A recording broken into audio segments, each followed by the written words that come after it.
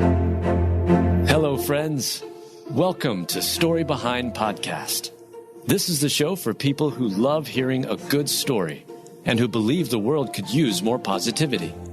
We're the team behind God Updates and God Too, and we hope these weekly short stories will brighten your day.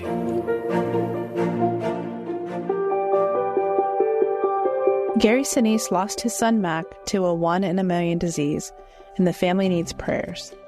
Written by Mel Johnson, read by Julie Provost.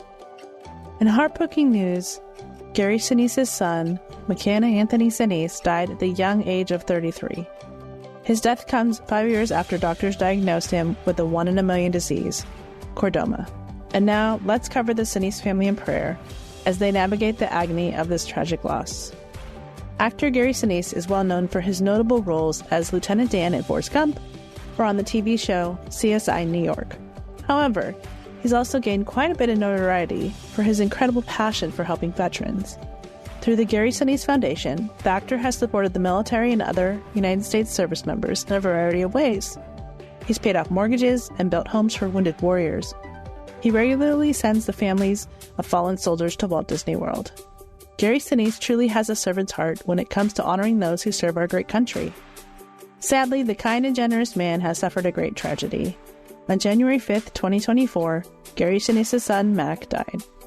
McKenna Anthony Sinise, who simply went by Mac, is the only son of Gary Sinise and Moira Harris. The couple also has 2 daughters, Sophie and Ella. Gary Sinise's son, Mac, joined his father in supporting military service members, veterans, first responders, and their families. Mac went to work at the Gary Sinise Foundation in 2017, and Gary considers it a blessing to share his passion with his son. As a father, having him as part of the foundation was a gift, Gary said. He was a great representative who cared about the mission and those we serve, and I was eager to watch him grow with the organization. Also, like his father, Mac Sinise shared a love of music. He started playing drums at 9 years old and even played with his dad at some of the lieutenant band shows when the group's regular drummer couldn't make it. Sadly, in 2018, and just 2 months after his mother's cancer diagnosis, doctors diagnosed Gary Sinise's son with chordoma. Chordoma is 1 in a million cancer, Gary explained. Originating in the spine, chordoma affects, on average, only 300 people in the U.S. per year. In 70% of cases, the initial tumor can be removed, and it is cured. But in 30% of the cases, perhaps about 90 people per year, the cancer returns. Unfortunately, the latter proved to be true for Mac. Gary Sinise's son Mac underwent surgery in September of 2018 to remove a tumor and then subsequent spine procedure in 2019 to clear out infection. However, a few months later, scans revealed the chordoma was back and spreading. Mac Sinise spent several years battling this rare cancer. The illness ate away at his body, robbing him of so much physically, including his ability to play the drums. However, Mac refused to let it steal his joy. Mac continued serving at the Gary Sinise Foundation till he absolutely couldn't any longer. He then began working from home to help launch the Gary Sinise Foundation podcast. Mac even interviewed his dad for the show. Even though the effects of chordoma made playing the drums impossible, Mac continued making music. From his hospital bed, he worked on finishing a piece of music he started writing in college called Arctic Circles. Upon his mother's suggestion, Mac also learned how to play the harmonica. He then teamed up with various musicians, including his dad, to spend his final days creating an album of music called Resurrection and Revival. In the same week the album went to press, Gary Sinise's son lost his battle with chordoma. Like any family experiencing such a loss, we are heartbroken and has been managing as best we can, Gary wrote in a tribute to his son. As parents, it is so difficult losing a child. My heart goes out to all who have suffered a similar loss, and to anyone who has lost a loved one. Despite the intense grief Gary Sinise and his family faced, he will forever cherish the time spent with his son Mac.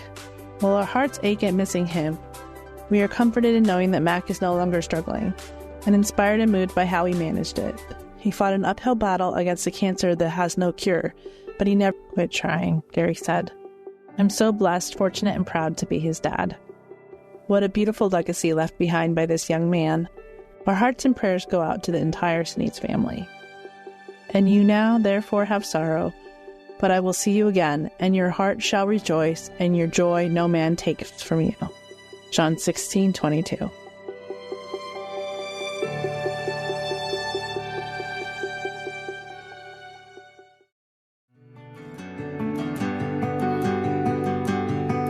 teen saw a woman in a wheelchair about to be hit by a train and immediately jumped into action. Written by Julie Provost, read by Julie Provost. Lily Baker is an 18-year-old high school senior from Tennessee. She's also a hero as she saved a woman in a wheelchair about to get hit by a train. Lily was driving to her friend's house in Giles County, Tennessee, when she spotted a woman in a wheelchair stuck on the railroad tracks. She stopped her car and got out to help. In the process of trying to move her out of harm's way, they both fell over twice. However, they were running out of time. Lily acted fast to avoid getting hit by a train, and she grabbed the woman and saved her life. He was honking his horn and the lights started flashing. I was like, "Oh no, we gotta go now," Lily told News Channel 5. The railroad company told Lily she was seconds away from the worst happening. "I was 18 inches away from getting hit by the train," she told News Channel 5. And that within itself gave me the chills when he told me. Sadly, the woman's legs were hit and she broke both of her ankles, but she is expected to make a recovery, according to People. Her wheelchair didn't make it. Knowing that you were so close to death had to be terrifying for this young woman. However, she talks about how she would do it again. She's also very grateful for the woman, as life has been a bit dark for her lately. According to WKRN, Lily says, "If I did die, I would have died trying to save somebody, so it would have been okay." Lily was honored for her bravery and plans to go into nursing, which sounds like the perfect job for someone willing to put their life on the line for a stranger in need. But an amazing, heroic young lady who is going to go on and do more amazing things in the future. We thank God that Lily and the woman are alive and are able to avoid the worst in this situation. It easily could have gone another way. He has showed you, O man, what is good and what the Lord require of you, but to do justly and to love mercy and to walk humbly with your God. Micah 6:8.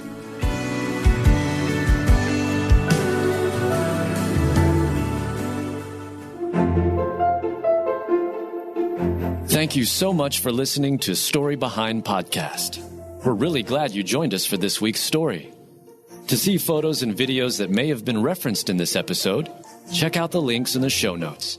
And if you enjoyed what you heard today, subscribe to our podcast, and please tell a friend about us. We'd also love it if you'd rate us and leave us a review. It really does help more people find us. Story Behind is a Salem Web Network production.